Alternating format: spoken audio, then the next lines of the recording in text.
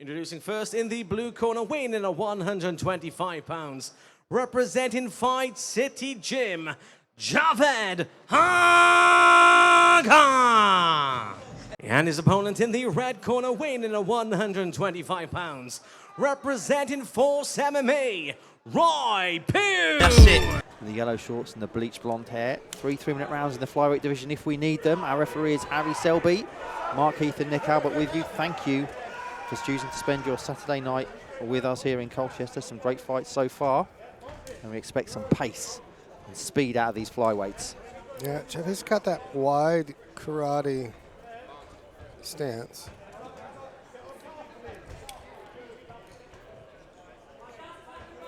Pugh looks quite a bit physically larger.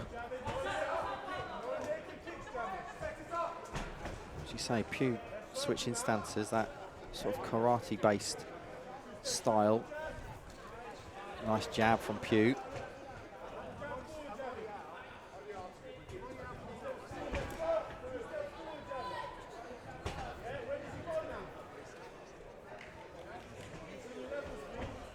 I go with the feints.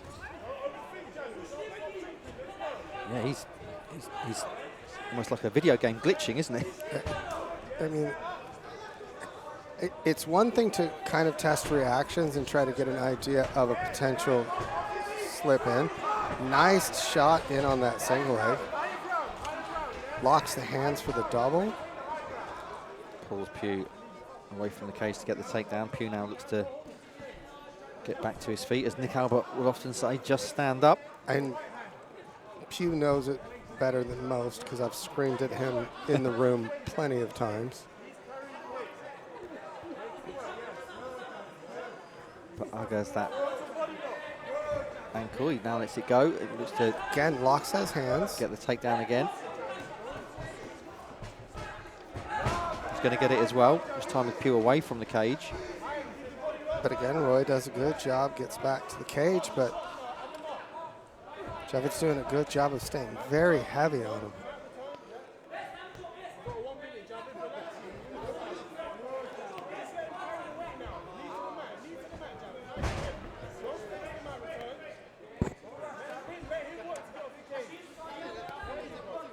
Javed's doing a good job of staying nice and low on this body lock and putting a lot of pressure against Pugh. Pugh's big thing now is he's got to crossface and turn off. He's got to create some space.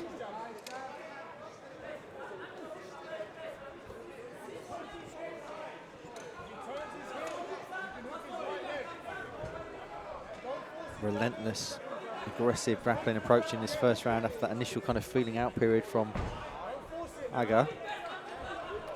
Now he's doing a good job. He's got his hands locked right behind the bum again. Short time, but it's not a lot of time to be able to land anything. Roy's got a was enough to be able to close the distance to be able to get in on that single leg. Let's see if we see the same sort of pattern. Oh, Pugh comes out aggressive there and takes Agha off his feet with a leg kick. And it was a beautiful calf kick.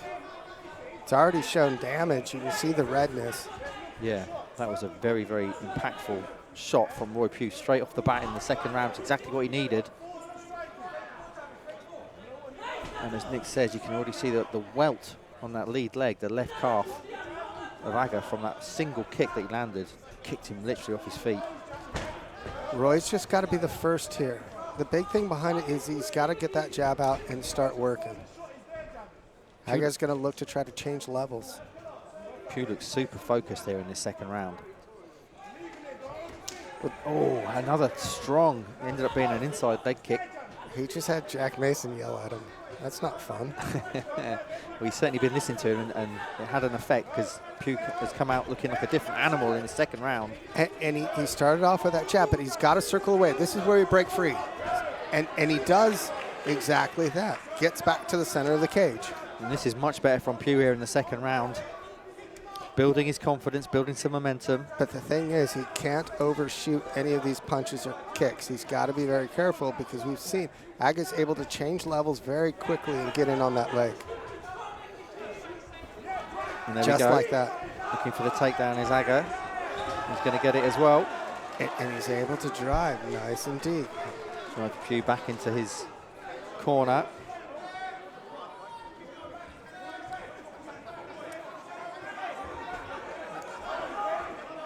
A little bit of a fence grab there. Small fence grab there from Pugh. Gets a warning, but he's going to end up on the floor again. And now Agha's done the thing, brought him away from the cage so he can't wall walk. Try to get him flat to the mat. Roy's got to look to continue to try to scoot.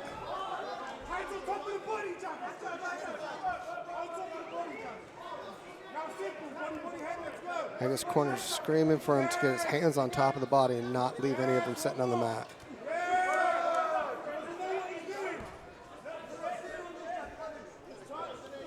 Roy's got to look to isolate one of those arms. He's got a little bit of damage on his right eye.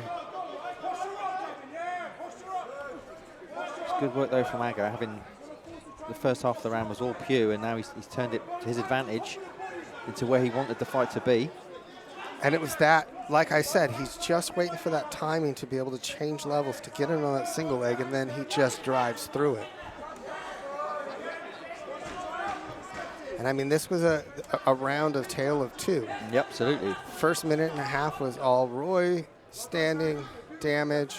Look at the damage on that. Yeah. That's just from one kick, that left leg. He's probably going to want to go for the takedown again. He's had success there. Let's see what happens then.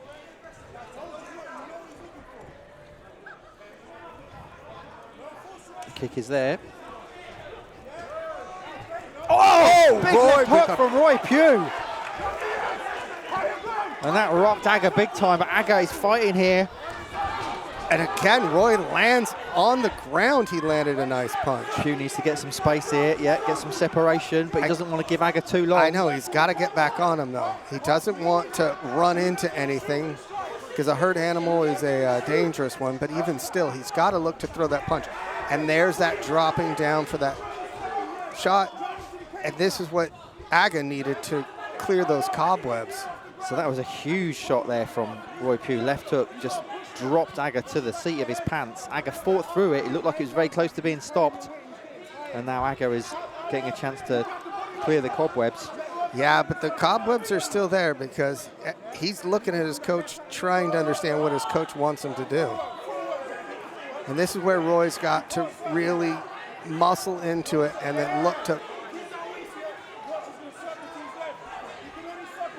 slide that arm up underneath to get that underhook and turn. Yeah, Pugh desperately needs to get away, get some separation. He needs to get his back off the cage. He has to work to actually get it off. He's got a minute 30. Now is the time that he's got to use the cage as like a kickoff and turn. All of Agha's weight is coming in on that one angle, so you want to actually circle towards that and then circle back. And as you circle back, Agha will go through. Just like that, circle and circle. And again, that head on the outside single. Good job on the sprawl, but again, right to that fence. Hit that switch. Agha doing a good job, though, of staying nice and tight. Cobwebs are now cleared. That earlier concussive blow that he had. But that remains the kind of key moment of this round. Oh, yeah, that was the most damage. The fight was almost done. over, wasn't it? So yeah. There's been nothing that's come anywhere close to that thus far in the rest of the round.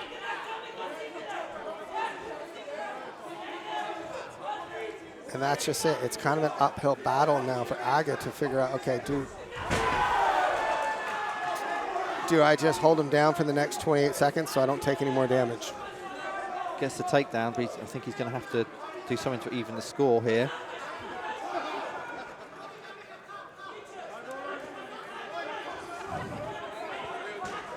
Ten seconds left. I think both guys just going to run out of time, but that was really close to being finished that in the first few seconds of the third round. Ladies and gentlemen, after 3 rounds of action, we go to the judges' scorecards, who scored about 29-28 Agha, 29-28 Pugh, and 29-28 for your winner by split decision.